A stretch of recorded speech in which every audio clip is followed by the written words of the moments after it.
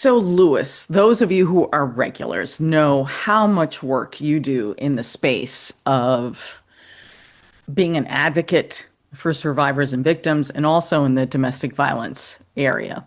And I know there's something you want to talk about before we go. There is. Thank you so much, Anna. Yes, I do a lot of advocacy work for victims of many crimes, but one of the most common are victims of domestic violence. Coming this May 13th, 2026, marks 23 years since my good friend Bruce Lee, picture here behind me, Deputy Bruce Lee, was killed upon his arrival to a domestic violence call in La Quinta, California. Oh my God, is the highway named after him? Yeah, he got a highway I named was after just in him. Palms. I was just Absolutely. in La Quinta on Sunday. Yeah, yeah. They named a highway after him. And, I worked for years with Bruce in patrol in Palm Desert, Rancho Mirage, and in La Quinta. But Bruce was a very special individual, and I just want to give a moment to acknowledge that it's been 23 years since his brutal murder after he responded to a domestic violence call. Domestic violence cases calls are still to this day the most dangerous call any police officer can respond to. And they respond to these calls almost on a daily basis.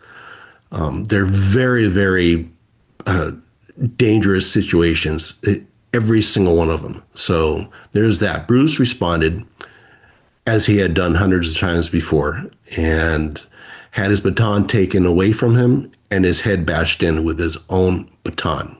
Oh, And I say that not just to be graphic, but I really want to get the point across on how dangerous these calls are.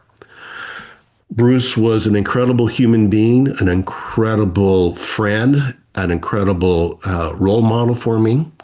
The public loved him because he was so passionate about maintaining a relationship, not just with his peers, but with his community.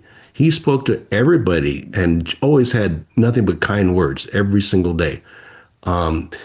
He was in no way, how do I say this, an intimidating looking individual. He always had a smile on his face, and it just to the point where it made you want to start a conversation with him. And that's how the public embraced him, and would eventually help lead to him having this highway named after him. So I just want to acknowledge him. I have acknowledged him every year on all my platforms on May 13th, and I will do so again coming up May 13th in 2026 for the 23rd year in a row. And I don't know, in the long run, I hope this just helps bring out some awareness to law enforcement and to domestic violence, right? It's just an issue that's not going away. And I hate to say this, Anna, but it seems like it's actually getting worse. yeah. It does feel that way. It does feel that way. It's very, and we have Dr. Tracy Tambora who studies this out of New Haven, Connecticut, and she's on the podcast a lot, and she tracks violence, and domestic violence is her expertise. And so she always brings this perspective to us, because what she does is she always gives us the numbers and the trends and what's going on. And thank God that we have more compassion now, that most of us can now understand the warning signs, the embarrassment, all the things that go with, someone who's abusive. We now understand that abuse is not just physical.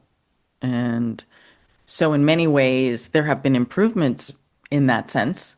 But I think you're right. It feels like, so, and that danger that you talk about, we always talk about and we frame it within the framework of the actual relationship that has the domestic violence. But what you're talking about is the domestic violence, which then spreads and makes first responders, officers, paramedics, all potential victims, and Yeah. exposing them to this violence.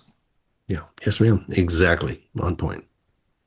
Wow, it's every time you drive, you'll read the signs, and most of the time it's for someone, who raised a lot of money or was a politician, but you will see a lot where they mention that it's an officer. And when it's Mhm. after an officer, you got to think it's generally because something bad happened, you know? There's a story behind that. There's a So story yeah, behind yeah. it. If you Yeah. live in an area and you have a freeway, highway, road named after an officer, look him up.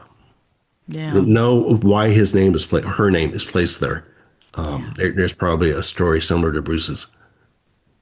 So in a tiny little way, as I drove through, uh, the desert this weekend, there was a tiny little connection Yeah, with yeah, Officer Lynn. absolutely. I have stopped at that sign every time I'm by there and take a picture in front of it all the time. Yeah. Yeah, Yeah. very good man. Well, thank you for sharing that. And we will keep his thoughts. We keep good thoughts for him and for his family Thank you, Anna. and remember a special human being. So, Lewis, where can people find you and follow up with you if they just want to know what you're up to, if you're out on the boat that day, or maybe you're working on a case? Always working on a case or two, Anna. You know that. Thank you, Anna. You can find my entire social media footprint at getbitinvestigations.com.